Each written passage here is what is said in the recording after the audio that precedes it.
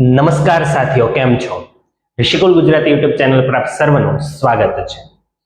વિજ્ઞાન વિષયની અંદર આપણે પ્રકરણ 1 રાસાયણિક પ્રક્રિયાઓ અને સમીકરણો, જેમાં રાસાયણિક પ્રક્રિયા કોને કહેવાય, રોજિંદા જીવનમાં કઈ કઈ રાસાયણિક પ્રક્રિયાઓ જોવા મળે છે, એમના સમીકરણો કઈ રીતે લખાય છે, આ સમીકરણોનું સંતુલન કઈ રીતે કરાય છે, અને સાથે સાથે છેલ્લે કે આ રાસાયણિક પ્રક્રિયાના પ્રકારો કયા કયા છે, જેમાં ખાસ કરીને સંયોગીકરણ અને વિઘટન પ્રક્રિયાઓ આપણે જોયેલી છે. વિઘટન પ્રક્રિયાના જે 3 પ્રકાર છે, ઉષ્મીય વિઘટન, વિદ્યુત વિભાજન અને પ્રકાશીય વિઘટન, તો આ ત્રણેય પ્રકારના આધારે ક્યાંક ને ક્યાંક પ્રયોગ પણ આવી શકે, જે ટેક્સ્ટબુકની અંદર પ્રવૃત્તિ સ્વરૂપે આપણને આપવામાં આવેલા છે. તો આ પ્રયોગની આજે આપણે ચર્ચા કરવાના છીએ, જેમાં પ્રવૃત્તિ 1.5 માં આપણને આપ્યું છે ફેરસ સલ્ફેટનું ઉષ્મીય વિઘટન સમજાવવાનું છે. ફેરસ સલ્ફેટ FeSO4 7H2O આ સ્ફટિકનું અણુસૂત્ર છે. જેવો એને ગરમ કરો એટલે લાસ્ટ લેક્ચરમાં આપણે ભણ્યા હતા કે 7 જે પાણીના અણુઓ છે એ સૌથી પહેલા દૂર થાય. એટલે ફેરસ સલ્ફેટના સ્ફટિકને ગરમ કરતા પહેલા તો પાણીના અણુ દૂર થશે, એટલે કે કસનળીમાં તમને ભેજ દેખાશે. ત્યાર પછી ફેરસ સલ્ફેટને ગરમ કરવામાં આવે ત્યારે Fe2O3, SO2 અને SO3 વાયુઓ છૂટા પડે છે. તો આ પ્રયોગ સ્વરૂપે જ્યારે દર્શાવવાનું છે, પ્રયોગ સ્વરૂપે આપણે સમજાવવાનું છે, ત્યારે પ્રયોગ માટે કઈ કઈ વસ્તુની જરૂરિયાત છે એ આપણે લાસ્ટ તમને સમજાવ્યું. તો સૌથી પહેલા શું લખવાનું છે? તો કે હેતુ લખવાનું છે.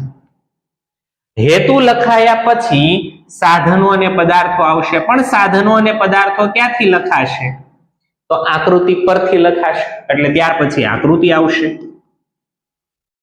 ત્યાર પછી શું આવશે? આકૃતિ. આકૃતિ પછી પ્રયોગની પદ્ધતિ આવશે, પ્રયોગ પદ્ધતિ આવશે. પ્રયોગ પદ્ધતિ પછી શું આવશે? તો કે અવલોકન આવશે. અને નિર્ણય જો જરૂરિયાત લાગે તો લખવાનો. પહેલા ચેપ્ટરમાં મોસ્ટ ઓફ કેસમાં નિર્ણયની જરૂરિયાત ન પડે તો ત્યારે તમારે પ્રક્રિયા સમીકરણ તમારે લખી દેવાનું છે. શું લખી દેવાનું છે? પ્રક્રિયા સમીકરણ. તો આટલી વસ્તુ આપણે લખવાની, એટલે પ્રયોગ કમ્પ્લીટ સમજાવાય છે. હેતુ, સાધનો, આકૃતિ, પદ્ધતિ, અવલોકન અને પ્રક્રિયા સમીકરણ. શરૂઆત કરીએ ફેરસ સલ્ફેટનું ઉષ્મીય વિઘટન સમજવાની. તો ફેરસ સલ્ફેટનું ઉષ્મીય વિઘટન સમજવું છે તો સૌથી પહેલા શું લખવાનું છે? તો કે સૌથી પહેલા આપણે હેતુ લખવાનું છે. હેતુ. હેતુ તમને સવાલ ઉપરથી જ મળી જશે. ફેરસ સલ્ફેટનું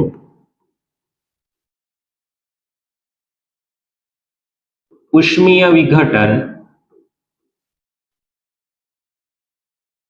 સમજવું. ફેરસ સલ્ફેટનું શું સમજવું છે? ઉષ્મીય વિઘટન સમજવું છે. સાધનો અને પદાર્થો થોડી વાર માટે એની 2 લીટી ખાલી રાખવાની. સાધનો અને પદાર્થોની બંને આપણે મિક્સ ભેગું લખી દઈશું. હેતુ થઈ ગયો, સાધનો પદાર્થો થોડીક વાર બ્લેન્ક રાખીશું. હવે આપણે દોરીશું આકૃતિ. આકૃતિ દોરીશું.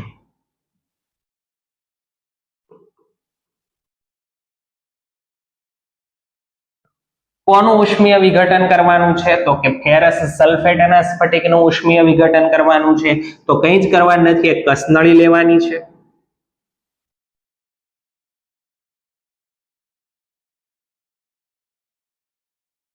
આ કસનળીની અંદર આપણે ફેરસ સલ્ફેટ ભરી દેવાનો છે, સ્ફટિક.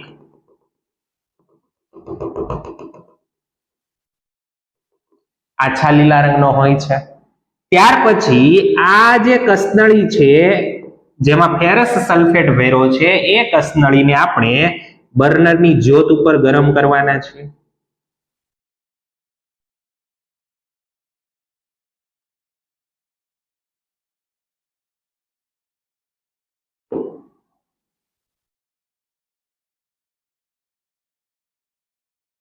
બર્નરની જ્યોત ઉપર ગરમ કરશું. બર્નરની જ્યોત ઉપર ગરમ કરશું એટલે કસનળીનો ફેરસ સલ્ફેટ છે એમાંથી Fe2O3 બનશે અને SO2 અને SO3 વાયુ કસનળીમાંથી બહાર નીકળી જશે. અહીં આ પ્રયોગ કરતી વખતે એક બાબતનું ખાસ ધ્યાન રાખવું કે કસનળીનું મુખ તમારા અથવા તો તમારા સહપાઠીના મુખ તરફ ન રહે એની ખાસ કાળજી રાખવાની છે, કારણ કે અહીં જે SO2 અને SO3 વાયુઓ મુક્ત થાય છે, આ SO2 અને SO3 વાયુ તીવ્ર વાસ ધરાવતા વાયુ છે. SO2 અને SO3 વાયુ, બસ એની વાસ ઉપરથી જ આપણને ખબર પડે કે આ કઈક વાયુ ઉત્પન્ન થાય છે. કયો વાયુ ઉત્પન્ન થાય છે એ એમના વાસ ઉપરથી જ ખબર પડે. હવે કસનળીને પકડવા માટે કસનળી સ્ટેન્ડની અથવા તો કસનળી હોલ્ડરની જરૂર પડશે, તો કસનળી હોલ્ડર પણ દોરી દઈએ આપણે.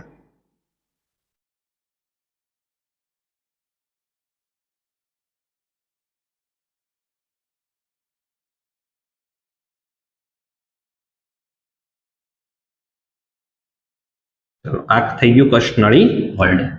તો આ રીતની સિમ્પલ આકૃતિ દોરવાની છે, બરાબર, વધારે સમય લેવાનો નથી. નામ નિદર્શન કરી દેવાનું.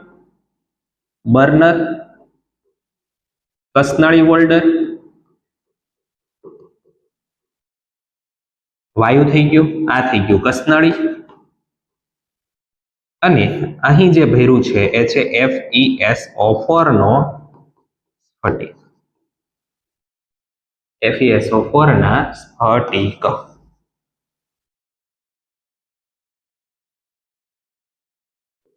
FeSO4 ના સ્ફટિક. આકૃતિ થઈ ગઈ. આકૃતિ થઈ એટલે તરત ખ્યાલ આવશે સાધનો અને પદાર્થોમાં શું લખવાનું છે. સાધનો અને પદાર્થોમાં શું લખવાનું છે. ચલો, શેની જરૂર પડશે? તો કે એક તો બર્નરની જરૂર પડશે, બીજું કસનળીની જરૂર પડશે, ત્યાર પછી કસનળી હોલ્ડરની જરૂર પડશે. કસનળી હોલ્ડર એટલે કે કસનળીને હોલ્ડ કરવા માટે, પકડવા માટે જે વપરાય છે ને કસનળી હોલ્ડર કહેવાય. કસનળી હોલ્ડર અને FeSO4 ના સ્ફટિક. આના સિવાય કોઈ વસ્તુની ખાસ બીજી જરૂરિયાત છે નહીં. ત્યાર પછીનું સ્ટેપ શું આવશે? પ્રયોગ પદ્ધતિ. પ્રયોગ પદ્ધતિ. પ્રયોગ પદ્ધતિ હવે આપણે લખીએ ત્યારે પહેલો જ મુદ્દો આવે. સૌ પ્રથમ આકૃતિમાં દર્શાવ્યા પ્રમાણે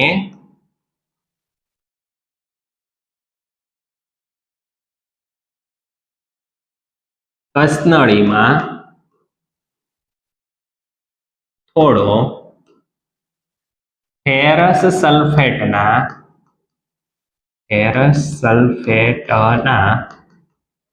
સ્ફટિક લો.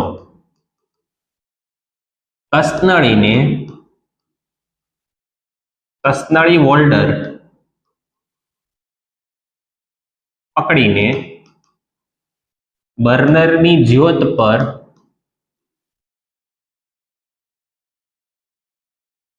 ગરમ કરો.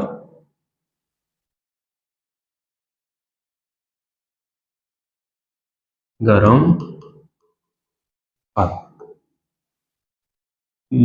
કરતા ઉત્પન્ન થતા વાયુની વાસનું કાળજીપૂર્વક અવલોકન કરો. હકીકતમાં સૂંઘો એવું લખી શકાય, અથવા શું થાય છે તેનું અવલોકન કરો. સ્ફટિકને ગરમ કરતા શું થાય છે તેનું અવલોકન કરો. સ્ફટિકને ગરમ કરતા શું થાય છે તેનું અવલોકન કરો.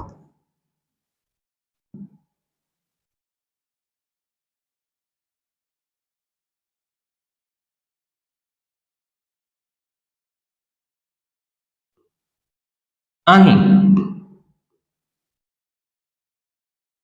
કસનળીનું મુખ તમારા કે તમારા સહપાઠીના મુખ તરફ ન રહે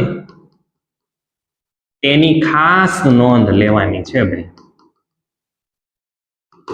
અને આ વાયુ જ્યારે SO2 અને SO3 ને સૂંઘવામાં આવે ત્યારે કસનળીની આ કસનળીનું મુખ છે સમજો કે, તો આ રીતે બે આંગળી વચ્ચે જરાક એવી જગ્યા રાખીને આ રીતે આ હાથ આડો રાખવામાં આવે અને કસનળીનું મુખ આ બાજુ હોય તો ધીમેથી ધીમે ધીમે ધીમે ધીમે આ બાજુ લાવી અને સૂંઘવામાં આવે. સીધું આ રીતે ખુલ્લું મુખ આપણા મોઢા તરફ નથી રાખવાનું, કેમ કે આ તીવ્ર વાસ ધરાવતા વાયુ છે. અવલોકન શું બનશે? તો હવે આપણે અવલોકન લખીએ. અવલોકન. ફેરસ સલ્ફેટના સ્ફટિકને ગરમ કરતા તેનો ફેરસ સલ્ફેટના સ્ફટિકનો રંગ આછો લીલો હોય, તેનો આછો લીલો રંગ કથ્થઈ રંગના Fe2O3 માં રૂપાંતરિત થાય છે તથા SO2 અને SO3 વાયુ મુક્ત થાય છે. SO3 વાયુ મુક્ત થાય છે.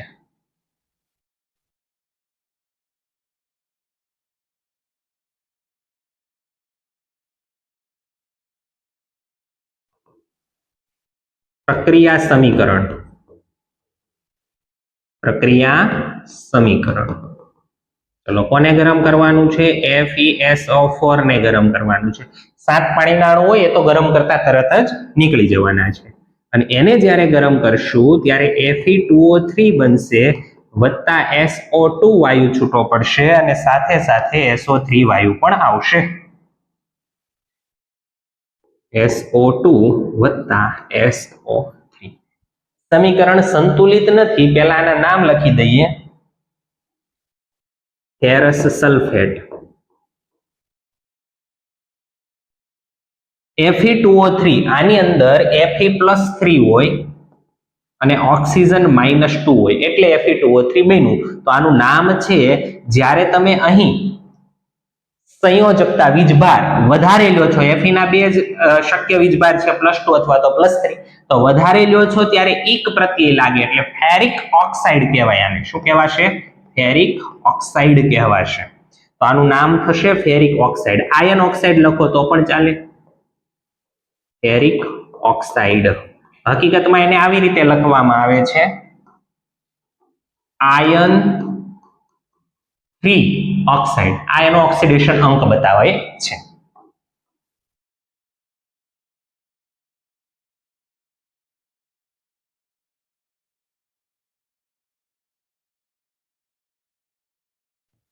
સલ્ફર ડાયોક્સાઇડ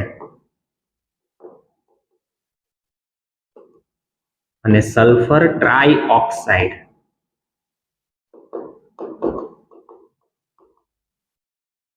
આછો લીલો રંગ, કથ્થઈ રંગ પરિવર્તન જોવા મળ્યું, સાથે સાથે વાયુ ઉત્પન્ન થયા. રાસાયણિક પ્રક્રિયામાં જોવા મળતા ફેરફારોને યાદ કરો ફરી એક વખત. કોઈ વાયુ ઉત્પન્ન થાય, અવસ્થામાં પરિવર્તન થાય, ઉષ્મા ઉત્પન્ન થાય અથવા તો ઉષ્માનું શોષણ થાય, અને સાથે સાથે રંગ પરિવર્તન જોવા મળે. રંગ પરિવર્તન, વાયુ, અવસ્થા અને ઉષ્મા, આ 4 ફેરફારો આપણને જોવા મળે. 4 માંથી 2 કે તેથી વધુ ફેરફારો એક સાથે પણ જોવા મળી શકે છે.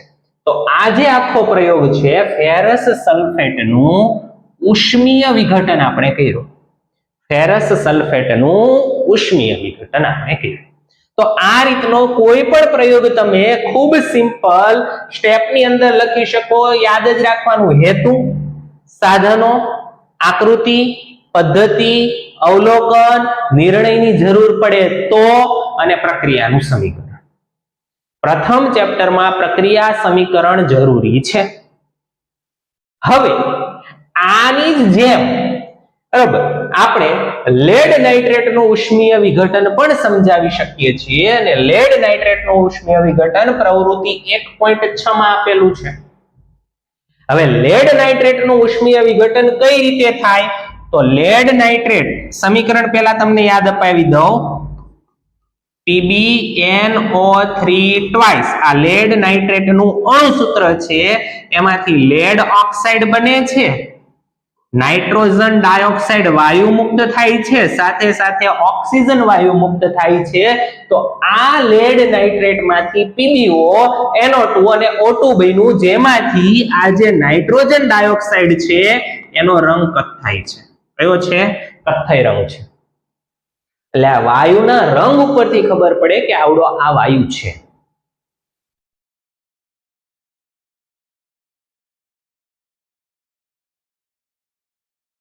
આના પહેલાનું સમીકરણ સંતુલિત નથી કર્યું હો, આ સમીકરણ સંતુલન બાકી છે, જાતે કરવાનું છે. સંતુલન જાતે લ્યો, અહીંયા લખી દઉં છું, સંતુલન જાતે કરવું. બરાબર, થોડીક ખ્યાલ આવતો જાય. જો કે સવાલમાં કરાવેલું છે એટલે તમને આવડશે. જોઈને નથી કરવાનું, સવાલમાંથી જાતે ટ્રાય કરવાની છે.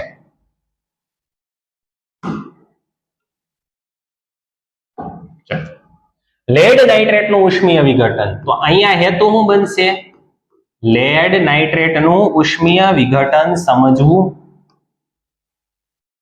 લેડ નાઇટ્રેટ નું ઉષ્મીય વિઘટન સમજવું. સાધનો અને પદાર્થો.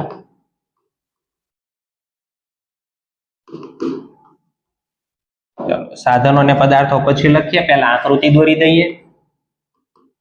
આકૃતિ, એક કસનળી લેવાની છે.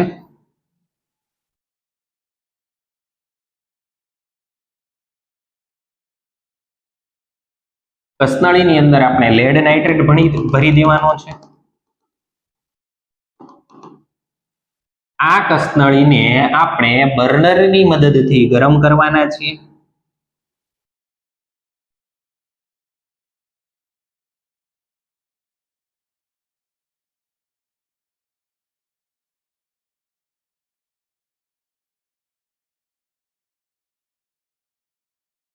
ગરમ કરવાની શરૂઆત કરીશું. કસનળીને પકડવા માટે કસનળી હોલ્ડરની જરૂર પડશે.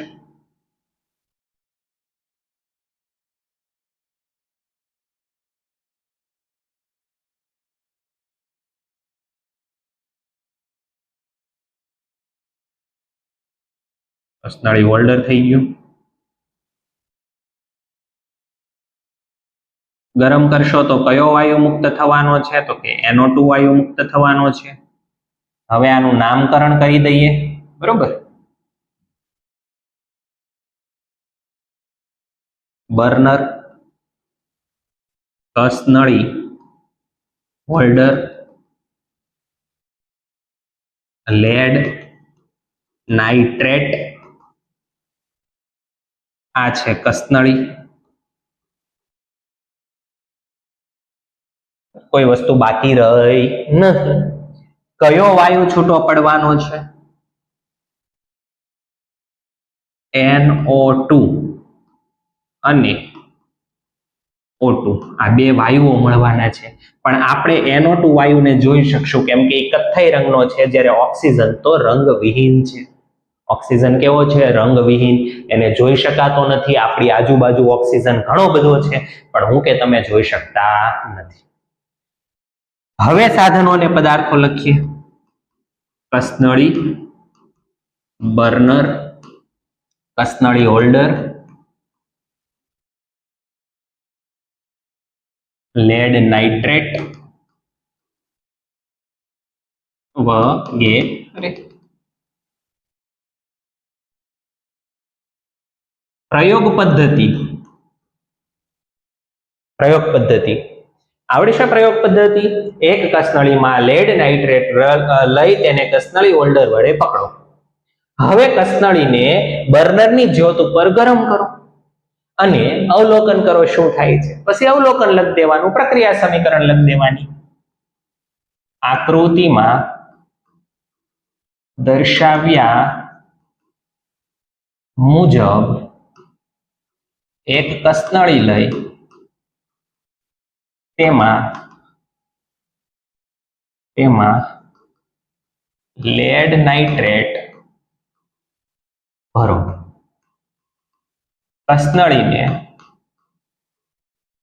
કસનળી હોલ્ડર વડે પકડીને બર્નરની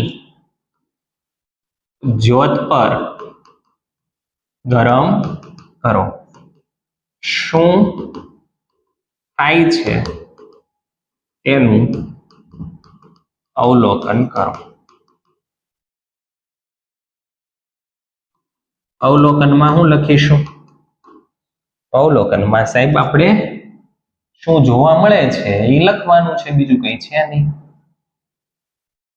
લેડ નાઇટ્રેટને ગરમ કરતા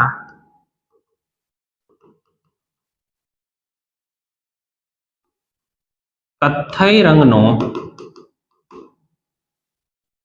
નાઇટ્રોજન ડાયોક્સાઇડ વાયુ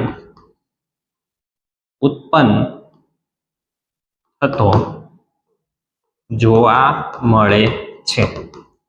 આ સાથે કસનળીમાં લેડ ઓક્સાઇડ બને છે અને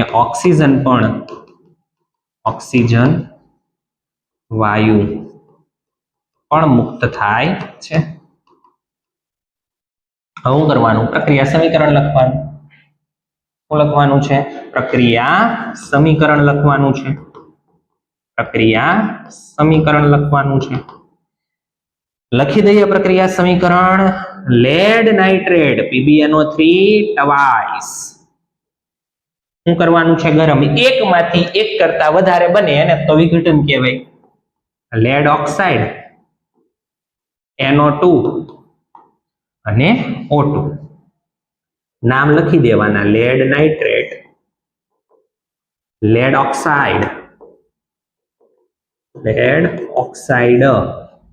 નાઇટ્રોજન ડાયોક્સાઇડ,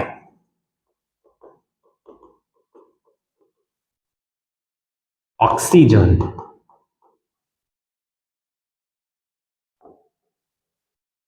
સંતુલન જાતે કરવાનું છે. રેડી? તો આ બીજો પ્રયોગ છે. પ્રયોગ એકદમ ઈઝી છે. તમે શું કરો છો એ તમારે લખવાનું છે. આપણા શબ્દમાં કોઈ બેઠે બેઠા વાક્યોની ક્યાંય જરૂર છે નહીં. સમજીને એટલું લખો એટલે ઇનફ છે. જેટલું સમજાય છે એટલું લખવાનું છે. ત્યાર પછી મોસ્ટ ઇમ્પોર્ટન્ટ પ્રયોગ, પાણીનું વિદ્યુત વિભાજન સમજાવો. પાણીમાંથી જ્યારે વિદ્યુત પસાર કરો ત્યારે એનું વિદ્યુત વિભાજન થઈ હાઇડ્રોજન અને ઓક્સિજન બે વાયુ છૂટા પડે. તો આ પાણીનું વિદ્યુત વિભાજન હવે આપણે સમજાવવાનું છે. સૌપ્રથમ શું લખવાનું સાહેબ? સૌપ્રથમ તો હેતુ લખવાનો. શું કરવાનું છે? પ્રયોગનો તમારો મુખ્ય હેતુ શું છે? મેઇન પર્પઝ શું છે? એ સૌથી પહેલા આપણે લખવાનું. પાણીનું વિદ્યુત વિભાજન સમજવું આપણો હેતુ છે. પ્રયોગ તરીકે પૂછાયો. પાણીનું વિદ્યુત વિભાજન દર્શાવતો પ્રયોગ વર્ણવો. આ રીતે સવાલ પૂછાઈ શકે. તો સવાલ આપણો હેતુ થશે પાણીનું વિદ્યુત વિભાજન સમજવું. ત્યાર પછી સાધનો અને પદાર્થો તો ઉતાવળ નહીં કરવાની. સાધનો અને પદાર્થોમાં કોઈ ઉતાવળ કરવાની થતી નહીં. એમાં થોડીક આપણે શાંતિ રાખીશું. આકૃતિ પહેલા દોરી દઈશું. તો એની આકૃતિ માટે આપણે એક પ્લાસ્ટિકનું બીકર લેવાનું છે. શું લેવાનું છે? પ્લાસ્ટિકનું બીકર.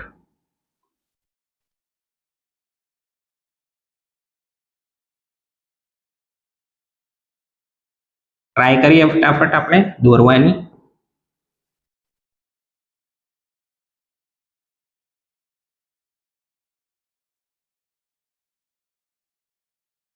પ્લાસ્ટિકનું બીકર.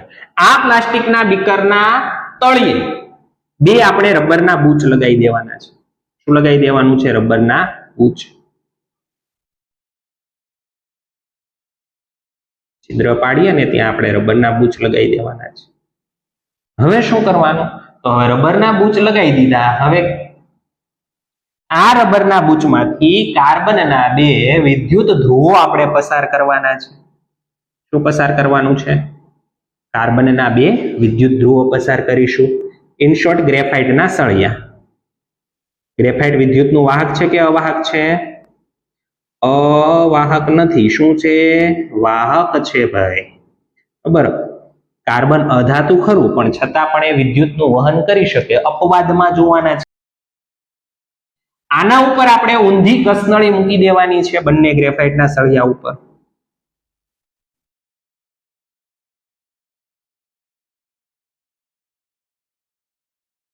વ્યવસ્થિત દોરવાનું છે ભાઈ.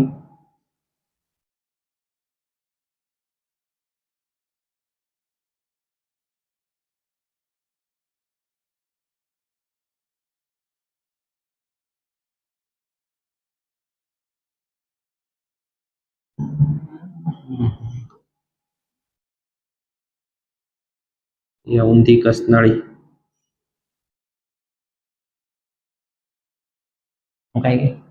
ગ્રેફાઇટના સળિયા ડૂબે એ રીતનું અંદર પાણી ભરી દેવાનું છે.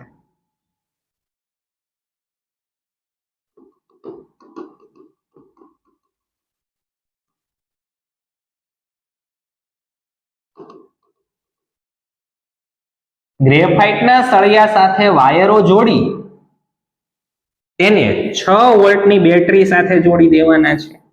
કેટલા વોલ્ટની બેટરી સાથે જોડવાના છે? 6 વોલ્ટની બેટરી.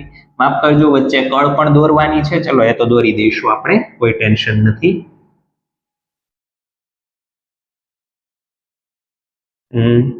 બેટરી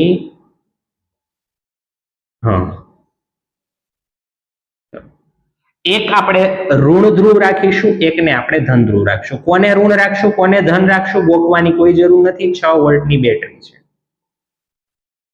ઉપર ધન નીચે ઋણ, ઘણા આવું યાદ રાખે. ઉપર ધન નીચે ઋણ, આ તેન એવું કઈ યાદ રાખવું છે. ત્યાર પછી અહીંયા આપણે કળ મૂકવાના છીએ. ક્યાં જવું છે? આ થઈ ગઈ કળ. આ નીચેની લાઈન નહીં આવે હો. આ જે લાઈન છે એ લાઈન જોવા મળશે નહીં.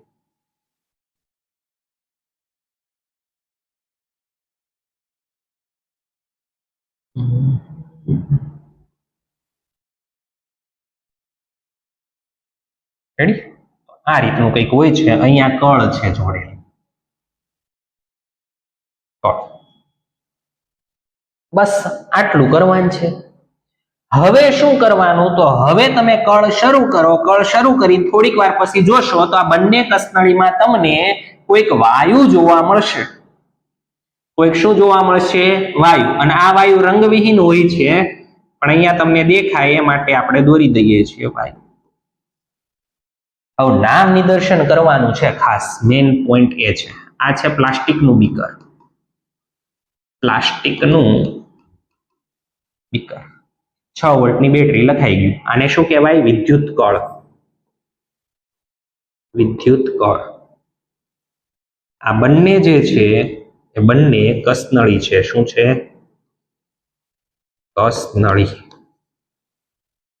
હવે આ જે બે તમને દેખાય છે સફેદ ભાગ વચ્ચે, એ ગ્રેફાઇટના વિદ્યુત ધ્રુવો છે. ગ્રેફાઇટના વિદ્યુત ધ્રુવો છે. ગ્રેફાઇટના શું છે? વિદ્યુત ધ્રુવો છે. ત્યાર પછી બીકરની અંદર જે પ્રવાહી છે એ પ્રવાહી પાણી છે.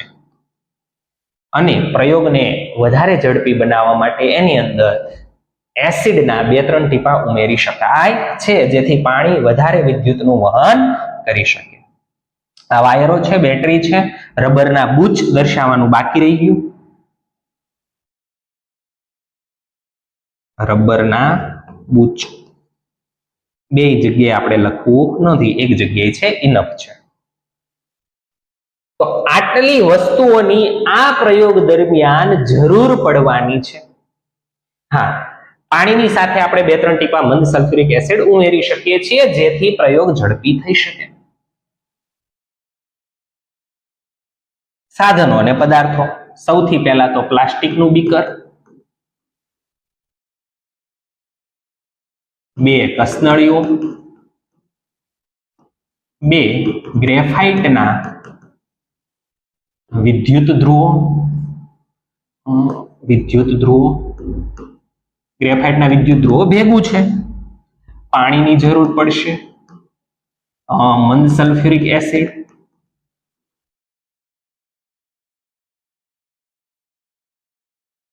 રબરના બૂચ, આ જોડાણ તાર કહેવાય આને, જોડાણ તાર, 6 વોલ્ટની બેટરી, વિદ્યુત કળ. ઓકે, બાકી રહી ગયું હોય તો તમે ચેક કરી લેજો, બરોબર, વગેરે. કોઈ વસ્તુ બાકી નહીં રહી હોય પણ રહી ગયું હોય તો ચેક કરી લેજો એક વખત.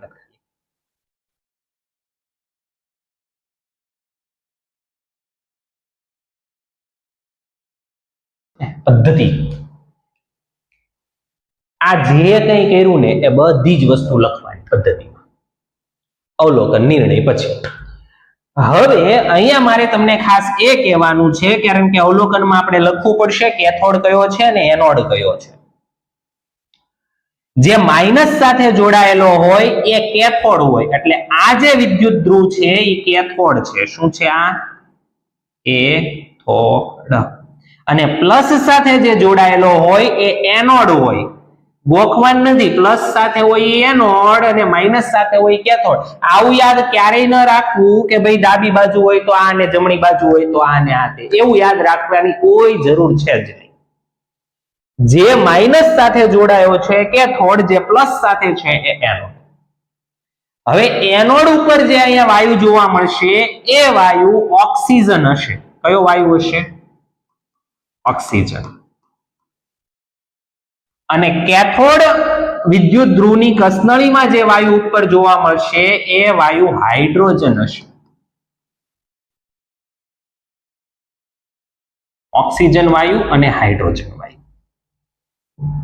યાદ આ રીતે રાખી શકો છો. એનોડ ઉપર ઓક્સિજન તો યાદ રાખો, એનોડ ઉપર ઓક્સિજન યાદ રાખો. પદ્ધતિ લખીએ. આકૃતિમાં દર્શાવ્યા મુજબ, આપણી દરેક પદ્ધતિ આકૃતિથી જ શરૂ થાય, એટલે આકૃતિમાં દર્શાવ્યા મુજબ આવું આપણે લખવાના જ છીએ. આકૃતિમાં દર્શાવ્યા મુજબ એક પ્લાસ્ટિકનું બીકર લઈ તેના તળિયે 2 છિદ્ર કરી રબરના બૂચ લગાવો.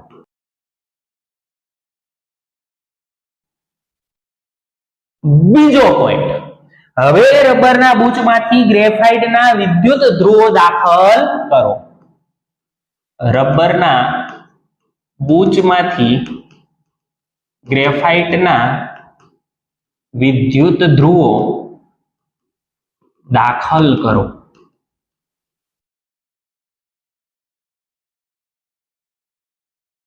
વિદ્યુત ધ્રુવોની ઉપર આકૃતિમાં દર્શાવ્યા મુજબ ઊંધી કસનળી મૂકો. વિદ્યુત ધ્રુવો ડૂબે તેટલું પાણી બીકરમાં ભરવું. પહેલા તો પાણી ભરી દેવાનું, પછી આપણે ઊંધી કસનળી મૂકવાની. એટલે આ બંને મુદ્દાને આપણે આગળ પાછળ કરી નાખ્યા. પાણી ભર્યા પછી કસનળી મૂકવાની છે. એટલે આ મુદ્દો નીચે રાખીશું, આ મુદ્દો નીચે રાખીશું, આ મુદ્દો ઉપર રાખીશું. બરોબર. પહેલા વિદ્યુત ધ્રુવો ડૂબે એટલું પાણી ભરી દેવાનું અને પછી કસનળી મૂકવાની. હા, એટલે એ તમે ઇન્ટરચેન્જ કરી દેજો. નેક્સ્ટ પોઈન્ટ, હવે શું કરવાનું છે? તો હવે વિદ્યુત ધ્રુવોને 6 વોલ્ટની બેટરી સાથે વાહક તાર વડે જોડી દેવાના. પાણીમાં પહેલા તો એસિડ પણ ઉમેરી દેવાનું. પાણી વિદ્યુતનું સારું વાહક બને તે માટે તેમાં 2-3 ટીપા સલ્ફ્યુરિક એસિડ ઉમેરો.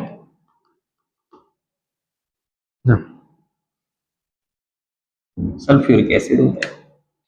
વિદ્યુત ધ્રુવને વાહક તાર વડે 6 વોલ્ટની બેટરી સાથે જોડો અને કળ શરૂ કરી અવલોકન કરો.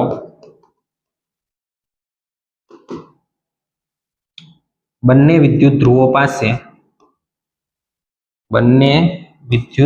પાસે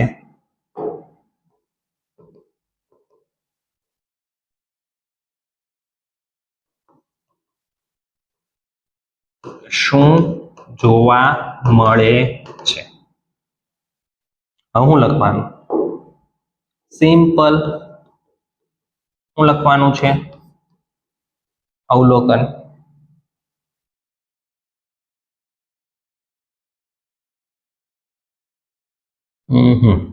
અવલોકન. બંને વિદ્યુત ધ્રુવો ઉપર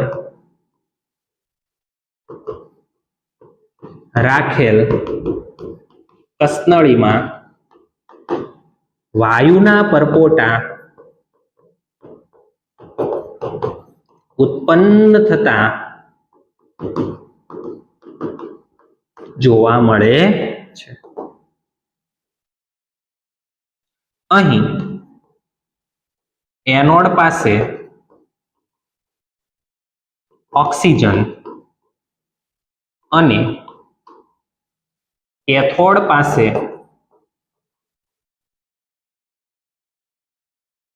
હાઇડ્રોજન વાયુ ઉત્પન્ન થાય છે. એનોડ પાસે ઓક્સિજન, ખાસ યાદ રાખવાનું છે. એનોડ પાસે ઓક્સિજન અને કેથોડ પાસે હાઇડ્રોજન વાયુ ઉત્પન્ન થાય છે. હવે શું બાકી રહ્યું? નિર્ણય લખી શકાય અને સમીકરણ લખવાનું છે. એક સ્લાઇડ આપણે ઉમેરી દઈએ.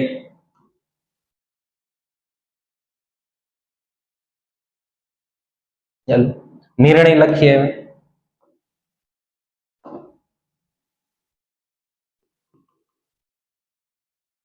પાણીનું વિદ્યુત વિભાજન થઈ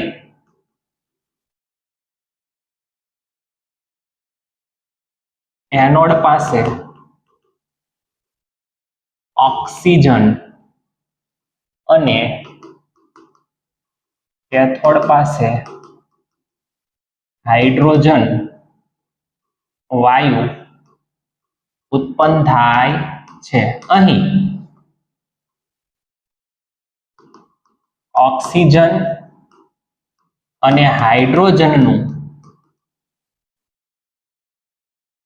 કદથી પ્રમાણ, દળથી પ્રમાણ આવે અને એક કદથી પ્રમાણ આવે.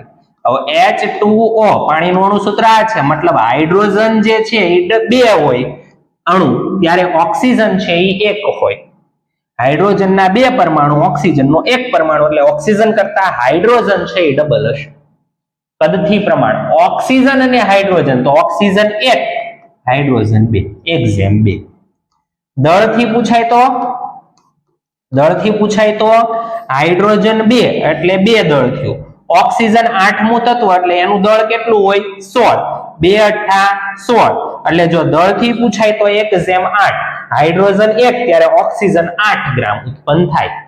એટલે દળથી પૂછાણું છે કે કદથી પ્રમાણ પૂછાણું છે, ખાસ જોવાનું. કદથી પ્રમાણ 1:2 હોય છે અને દળથી પ્રમાણ હું પૂછાણું છે ને ખાસ જોવાનું છે ભાઈ. ઓક્સિજન 8 ગ્રામ ત્યારે હાઇડ્રોજન 1 ગ્રામ, 8:1 હોય છે. પ્રક્રિયા સમીકરણ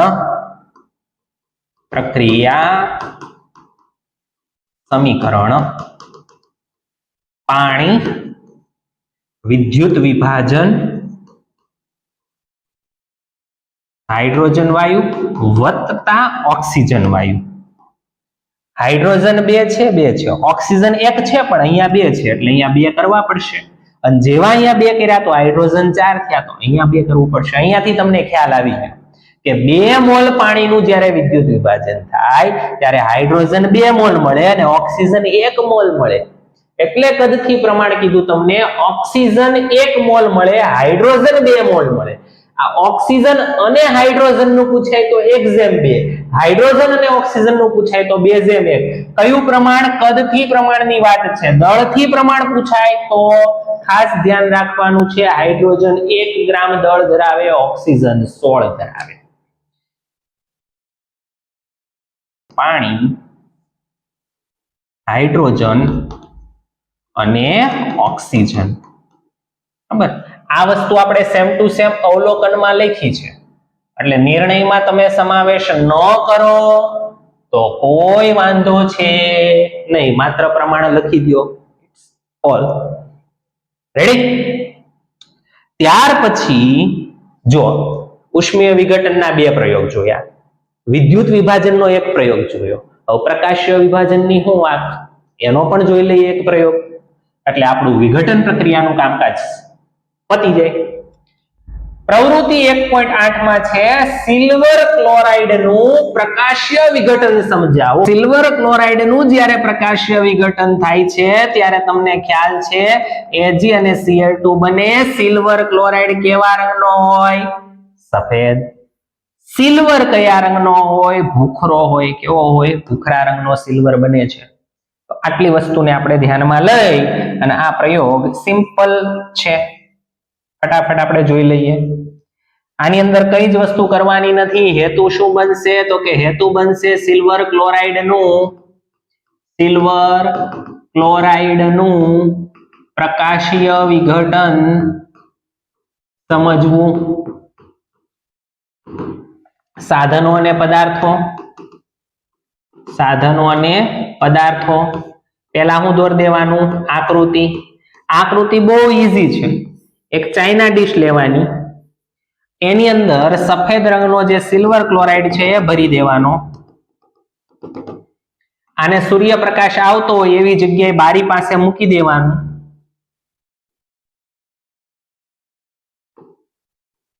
આ સૂર્યપ્રકાશના કિરણો અહીંયા આવે છે, અહીંયા સૂર્ય છે. થોડું વ્યવસ્થિત દોરવાનું છે. સૂર્ય પ્રકાશના કિરણો, ચાઇના ડીશ. આ શું છે? China dish. અહીંયા સિલ્વર ક્લોરાઇડ સફેદ રંગનો હોય, સિલ્વર ક્લોરાઇડ. શેની જરૂર પડી? પદાર્થમાં શું જરૂર પડ્યું? China dish. સૂર્ય પદાર્થમાં તમે ઘરનો નથી લેવા જવાના એટલે એ લખવાનું નથી. સિલ્વર ક્લોરાઇડ,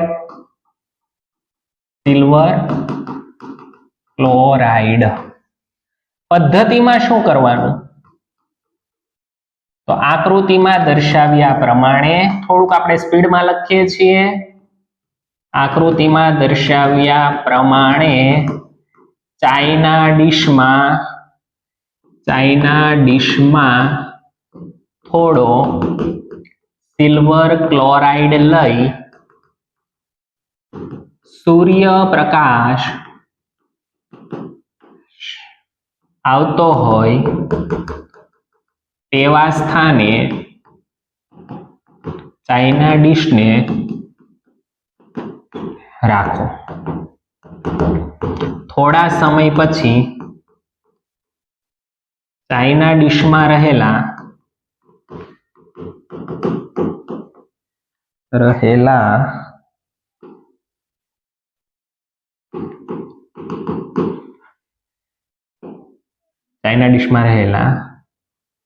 પદાર્થનું અવલોકન કરો. આવું લખો ને એટલે પછી તમારે અવલોકન જ લખવાના છે ભાઈ. અવલોકન. ચાઇના ડીશમાં રહેલ સિલ્વર ક્લોરાઇડ ભૂખરા રંગના સિલ્વરમાં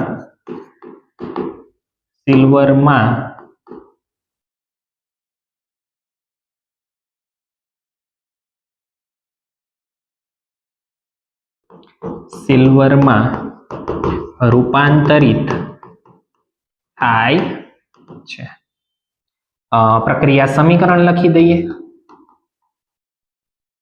AgCl સિલ્વર ક્લોરાઇડ નું પ્રકાશ્ય વિઘટન થઈ સિલ્વર અને ક્લોરીન વાયુ છૂટો પડે છે. નામ લખી દેવાના. સંતુલન કરવાનું છે. અહીંયા હું લખવાનું સૂર્ય પ્રકાશ, સિલ્વર, ક્લોરીન. સંતુલન તો જાતે કરવાનું, પણ ચલો કરી નાખીએ. Cl2 છે તો અહીંયા 2 લખવું પડશે ને અહીંયા 2 લખવું પડશે. સંતુલન સિમ્પલ પ્રયોગ છે મિત્રો. સિલ્વર ક્લોરાઇડ નું પ્રકાશ્ય વિઘટન. વિઘટન પ્રક્રિયામાં ઉષ્મીય વિઘટન, વિદ્યુત વિભાજન અને પ્રકાશ્ય વિઘટન, આ ત્રણ વિઘટન પ્રક્રિયા પ્રયોગ સાથે કેવી રીતે પ્રયોગને લખી શકાય, કેટલા સ્ટેપમાં લખી શકાય, હેતુ, સાધન, આકૃતિ, પદ્ધતિ, અવલોકન, નિર્ણયની જરૂર હોય તો લખો અને પ્રક્રિયા સમીકરણ કઈ રીતે લખાય એ ખાસ સમજવું જરૂરી છે. પ્રયોગ જેવો કરો છો ને એવો જ લખવાનો છે. રેડી? તો અહીં સુધી રાખીએ છીએ. નેક્સ્ટ લેક્ચરમાં અન્ય રાસાયણિક પ્રક્રિયાના પ્રકારો જોઈશું. જય હિન્દ, જય ભારત.